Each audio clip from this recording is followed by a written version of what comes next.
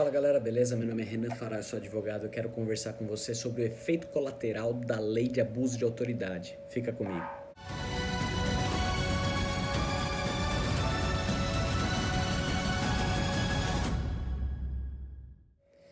A lei de abuso de autoridade, assim como outras leis, ela tem um efeito colateral. Ou seja, é um efeito não desejado e muitas vezes oposto àquilo que se pretendia prevenir.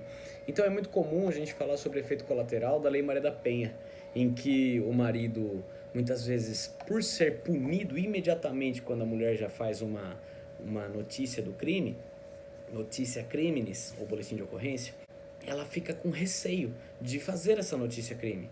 Porque se ela fizer, ela sabe que ele já vai ser punido, não é verdade? Então ela apanha mais antes de ir para a delegacia.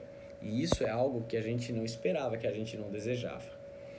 No crime da lei de abuso de autoridade, existe um efeito colateral interessante, que eu acabei de constatar, que é o seguinte: o policial militar, ele, muitas vezes, ele está numa operação, ele está ali numa abordagem com uma pessoa suspeita e ele acredita que o cara tem droga, né? O cara tem um pouquinho de cocaína, um pouquinho de maconha, e isso configura na realidade o crime do artigo 28 da Lei de Tóxicos, que é o crime de usuário, sendo que é um crime que já está despenalizado, continua sendo crime, mas não tem pena, certo? As medidas do artigo 28 é advertência, indicar para um curso da lei, um curso dos malefícios da droga, etc. Agora, falando sobre a conduta do policial, ele acredita então que o cara na verdade é sim um traficante.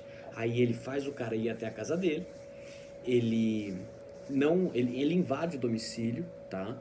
Ele comete sim o crime do artigo 22 da Lei de Abuso de Autoridade, da Lei 13.869 de 2019, e ele vai cometer o artigo 22, que é invadir ou adentrar clandestino ou astuciosamente ou a revelia da vontade do ocupante, imóvel alheio ou suas dependências, ou nele permanecer nas mesmas condições sem determinação judicial ou fora das condições estabelecidas em lei. Ou seja, entrou na casa da pessoa sem ele permitir, ou ele permite porque ele foi ameaçado.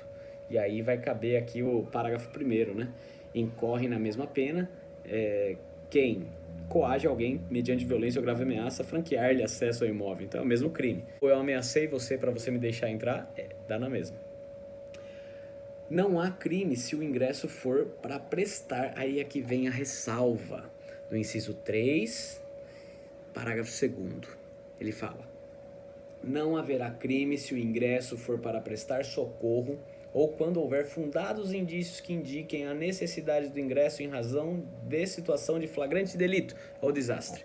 Portanto, não há crime de invasão de domicílio se o crime estiver acontecendo naquele momento.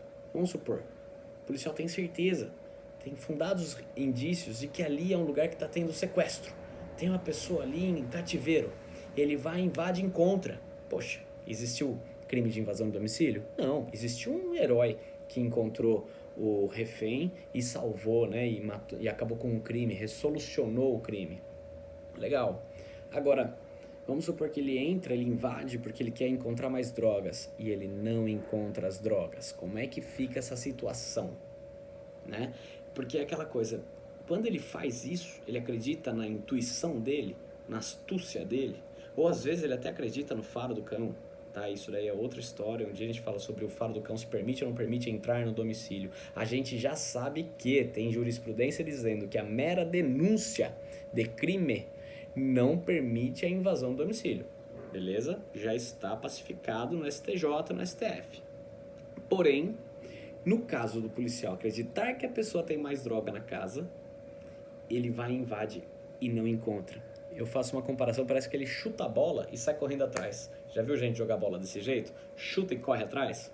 Acontece, né? Então, o policial faz isso nesse momento e não encontra. O que você acha que o policial vai fazer? Puxa, sinto muito. Eu acreditava que você fosse um traficante. Boa noite, viu? Um abraço. Nesse momento, ele se torna o réu. Ele se torna o infrator. Ele passou a ser o meliante.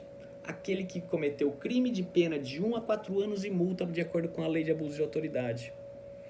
Aí vai acontecer o que, Renan? O policial admite, fala perdão, boa noite, aqui tá o meu nome tá aqui no meu pet, você pode depois fazer um boletim de ocorrência contra mim e eu vou responder as duras penas dessa lei. Pode ser, no mundo ideal. Na prática acontece o quê? Assim, em países longínquos, né, em lugares distantes, acontece o tal do kit flagrante, né? Ele tem ali na sua viatura uma meia dúzia de papelotes de cocaína, mais umas 20 pedrinhas, mais um meio quilo de maconha, e ele encontra na sua casa e justifica então ter entrado porque o crime de tráfico é um crime permanente, ou seja, é um crime que se perpetua no tempo. Ele tendo conseguido encontrar, ele então legitima a invasão de domicílio, deixa de ser crime em razão do parágrafo 2º e do artigo 22 da lei de abuso de autoridade, e aí ele piora tudo, não é mesmo? Então você foi vítima de invasão de domicílio e você toma um flagrante aí armado contra você, porque se não fosse isso, quem responderia o processo crime seria o policial militar. Então o policial militar, por vezes, está trabalhando e ele quem vai ficar preso, se ele errar e se ele for honesto.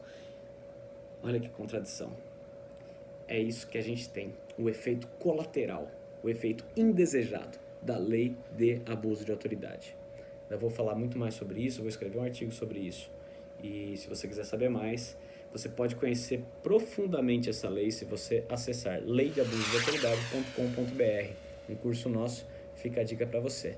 Se você gostou desse vídeo, se inscreve no canal e acessa esse site, leideabusodeautoridade.com.br. Tenho certeza que você vai gostar. Um grande abraço.